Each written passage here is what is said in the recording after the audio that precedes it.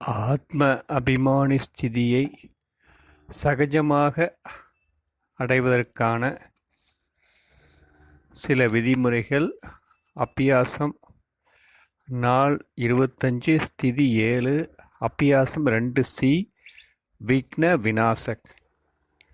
அபியாசத்தின் விதி 2.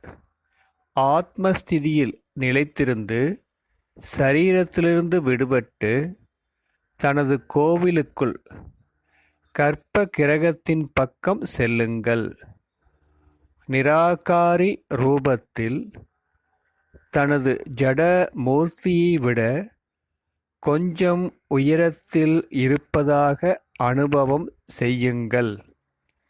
மேலும் தனது கணேசரின் மூர்த்தியை சாட்சி பாவனை மூலம் சைத்தன்ய ரூபத்தில் அனுபவம் செய்யுங்கள்.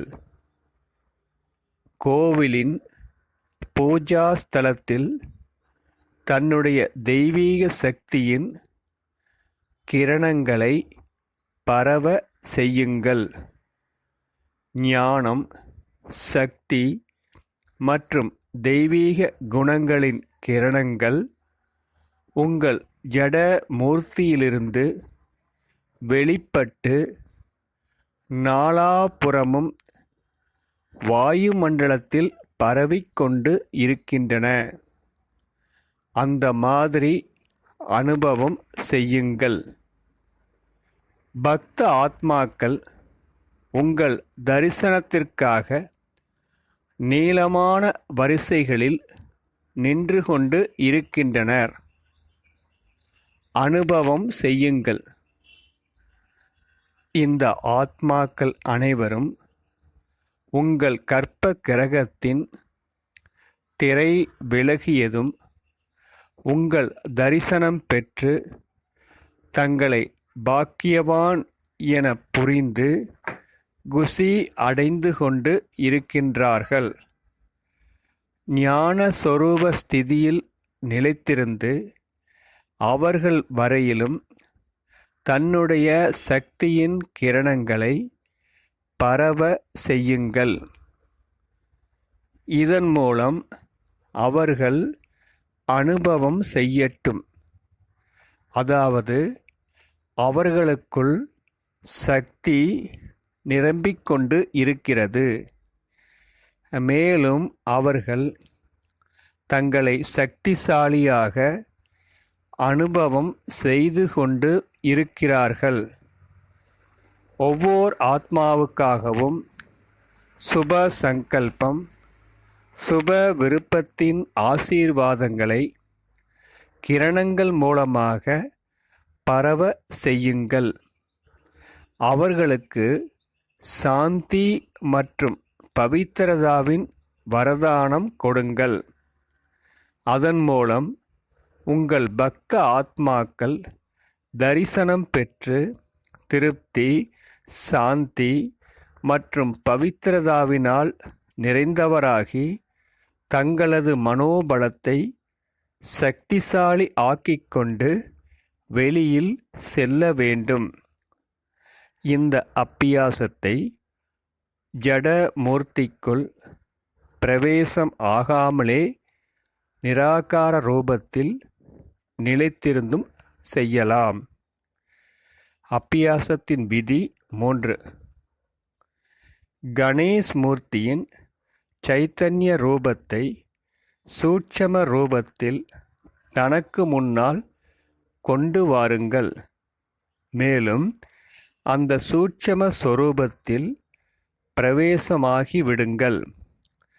தனது சூட்சம சொரூபத்தின் மூலம் முன்னால் வரக்கூடிய பக்த ஆத்மாக்களுக்கு தன்னுடைய கண்கள் மூலம் திருஷ்டி கொடுங்கள். தனது சூட்சம சொரூபத்தின் கைகள் மூலம் அனைவருக்கும் ஆசீர்வாதம் கொடுங்கள். இவ்விதமாக ஆத்மஸ்வரூபத்தில் நிலைத்திருந்து சூட்சம சொரூபத்தின் மூலம் முன்னால் வரக்கூடிய பக்த ஆத்மாக்களுக்கு சுகம், சாந்தி சக்தி மற்றும் திருப்தியின் அனுபவம் செய்வியுங்கள். அப்பியாசத்தின் விதி 4. இந்த அப்பியாசத்தை ஸ்தூல சரீரத்தில் இருந்து கொண்டு கூட செய்யலாம்.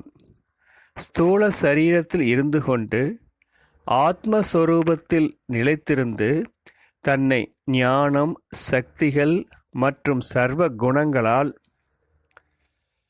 அலங்கரித்து சைத்தன்ய விக்ன விநாசக் கணபதி என புரிந்து தனது இருப்பிடத்தில் வரக்கூடிய ஒவ்வொரு பக்த ஆத்மாவுக்கும் இயற்கைக்கும் சக்தி கொடுப்பதற்கான அப்பியாசம் செய்யுங்கள்.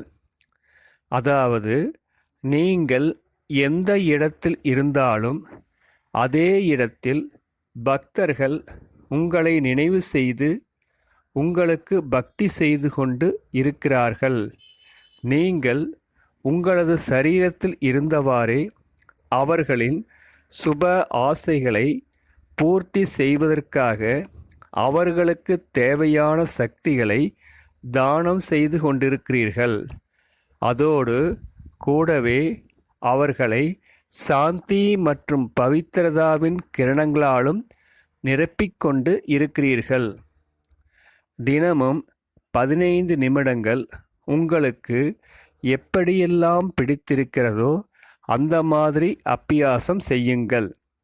சிந்தனை செய்யுங்கள். பக்த ஆத்மாக்கள் உங்களை நினைவு செய்து உங்கள் மகிமையின் பாடலை பாடிக்கொண்டு இருக்கின்றனர். உங்கள் நினைவு சின்ன சித்திரங்கள் மற்றும் ஜட மூர்த்திகளை உருவாக்கி அவற்றுக்கு சிருங்காரம் செய்து அழகுபடுத்தி கொண்டு இருக்கின்றனர். இதே ஆன்மீக நசாவில் இருங்கள். அதாவது நான் ஒரு மகான் சிரேஷ்ட பூஜ்ய ஆத்மா. அதோடு கூடவே 8வது மற்றும் 16வது நாளின் அப்பியாசங்களையும் செய்யுங்கள். ஓம் சாந்தி.